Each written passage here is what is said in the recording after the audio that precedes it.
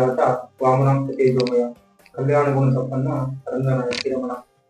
ಸಮಸ್ತ media info ಕನ್ನಡದ ಸಮಸ್ತ ವೀಕ್ಷಕರಿಗೆ ನಿಮ್ಮ ಕಿರಣ್ ರಾಮಾಯಣ ಮಾಡುವ ಅಂತ ನಮಸ್ಕಾರ. ಸ್ನೇಹಿತರೆ, ಯಾರು ನಮ್ಮ ಚಾನಲ್ ಸಬ್ಸ್ಕ್ರೈಬ್ ಮಾಡಿಲ್ಲ ದಯಮಾಡಿ ಸಬ್ಸ್ಕ್ರೈಬ್ ಅನ್ನು ಮಾಡಿಕೊಳ್ಳಿ. ಅದೇ ರೀತಿ ಬೆಲ್ ಐಕನ್ ಅನ್ನ ಒತ್ತುವುದರ ಮುಖಾಂತರ ನಮ್ಮನ್ನು ಸಪೋರ್ಟ್ ಮಾಡಿ.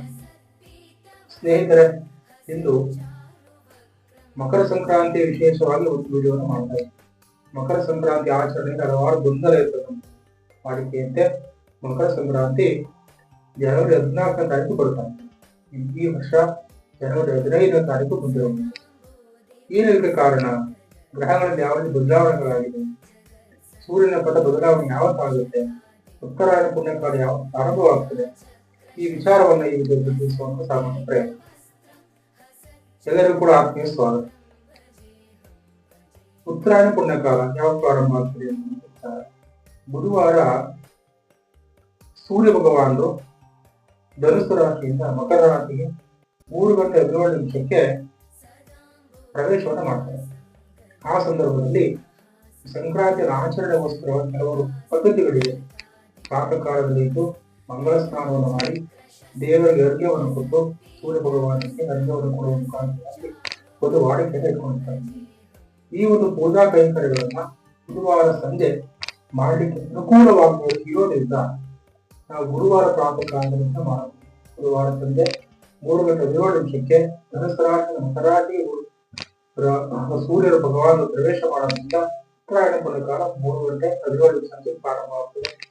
ಗುರುವಾರ ನಾವು ಸಂಕ್ರಾಂತಿ ಹಬ್ಬವನ್ನು ಆಚರಣೆ ಮಾಡಲಿಕ್ಕೆ ಒಳ್ಳೆಯ ದಿವಸ, ಪ್ರಶಸ್ತವಾದಂತ ಒಂದು ದಿವಸ.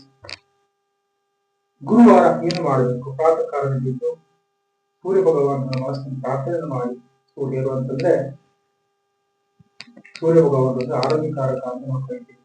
ಆ ಸೂರ್ಯ ಭಗವಾನ ಮನಸ್ಸಿನ ಪ್ರಾರ್ಥನೆಯನ್ನು ಮಾಡಿ ಪ್ರಾತಃ ಕಾಲದಲ್ಲಿ ಒಂದು ಅರ್ಘ್ಯವನ್ನು ಸಮರ್ಪಣೆ ಮಾಡಿ, ಓಂ ಭಾಸ್ಕರ ವಿದ್ಮಹೆ ಮಹಾತ್ಕರಾಯ ಧೀಮಹಿ ತನ್ನೋ ಆದಿತ್ಯ ಪ್ರಚೋದಯಾತ್ ಆಯ್ಕೆ ಮಾಡಿ ಅರ್ಘ್ಯವನ್ನು ಕೊಟ್ಟು ನಮಸ್ಕಾರವನ್ನು ಮಾಡುವುದರಿಂದ ಎಲ್ಲ ಆರೋಗ್ಯ ಸಮಸ್ಯೆಗಳು ಕೂಡ ನಿವಾರಣೆ ಆಗುತ್ತೆ ಅಂತ ವಿಚಾರ.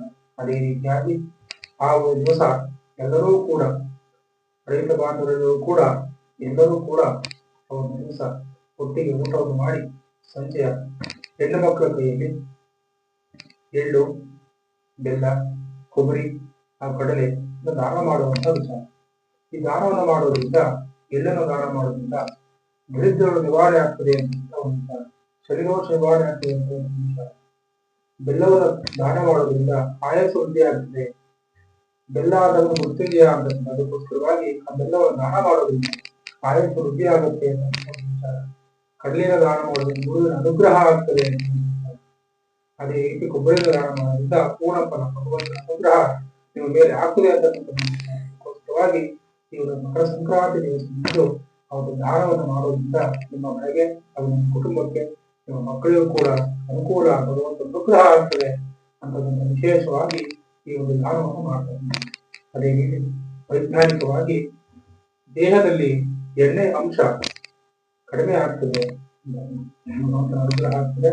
ಅದೇ ರೀತಿ ಈ ಒಂದು ಸಂಕ್ರಾಂತಿ ಹಬ್ಬವನ್ನ ಗುರುವಾರ ಆಚರಣೆಯನ್ನು ಮಾಡಿ ಎಲ್ಲರೂ ಕೂಡ ಶುಭವಾಗಿ ಭಗವಂತನನ್ನು ಕೂಡ ಆಯುಷ್ಯ ಕೊಟ್ಟು ಕಾಪಾಡಲಿ ಅಂತ ಹೇಳ್ತಾರೆ.